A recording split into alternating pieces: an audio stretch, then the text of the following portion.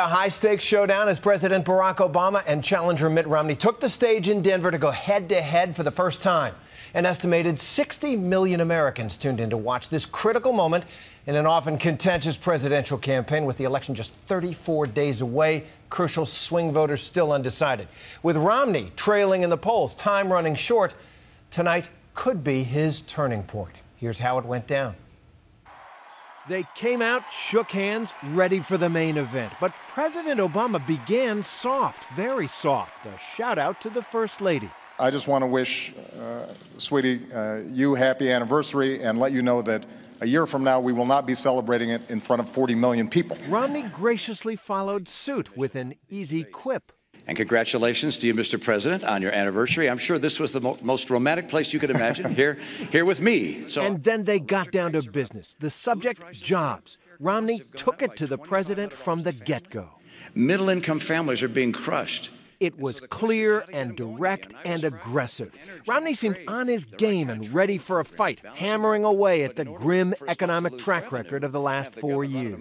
When the president took office, 32 million people on food stamps, 47 million on food stamps today. Economic growth this year slower than last year, and last year slower than the year before. Going forward with the status quo is not going to cut it for the American people who are struggling today. President Obama seemed at first to wander a bit, but found his footing with an answer that slammed Romney as the heir of failed trickle-down economics. Math, common sense, and our history shows us that's not a recipe for job growth. Look, we've tried this. The approach that Governor Romney is talking about is the same sales pitch that was made in 2001 and 2003. And it all culminated in the worst financial crisis since the Great Depression. The body language was fascinating tonight. Romney spoke directly to the president in his answers. Obama spoke mostly to the moderator, Jim Lehrer of PBS. You said you cut the deficit in half. It's now 4 years later. We still have trillion-dollar deficits. The CBO says we'll have a trillion-dollar deficit each of the next 4 years. These two men, they are virtually strangers to each other personally. They've only met in person 3 times before tonight, most recently in passing on a debate stage in New Hampshire way back in 2008, when Republicans followed Democrats in debate 3 days before the primary.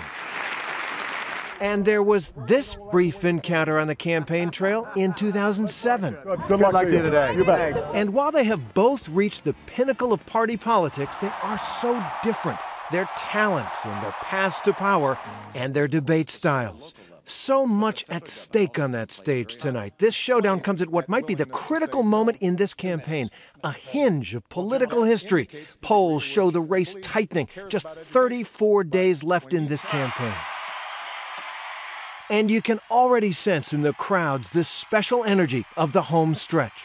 But tonight, surprisingly, and in contrast to the daily scrap on the trail, no zingers, no roundhouse punches, hardly any humor. Instead, long answers, sometimes dense arguments.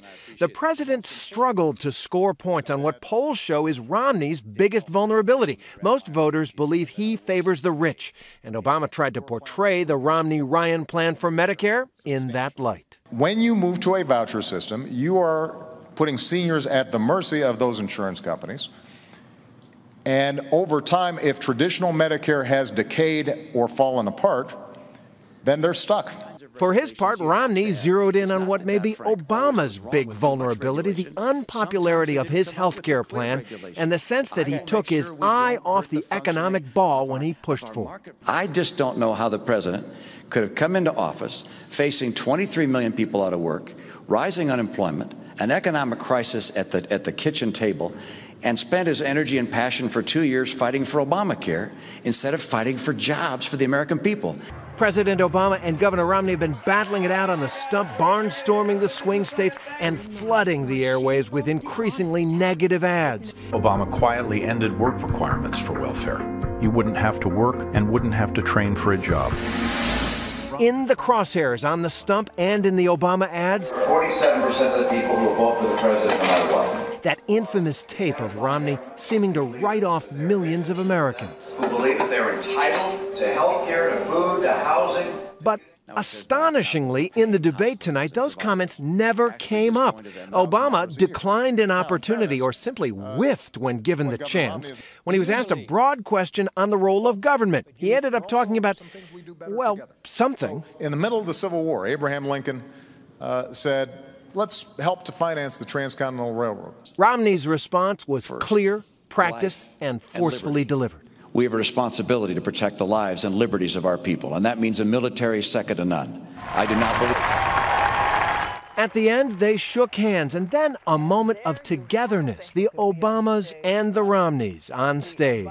But even as they were enjoying a little bipartisanship, both sides began spinning and readying for the next round.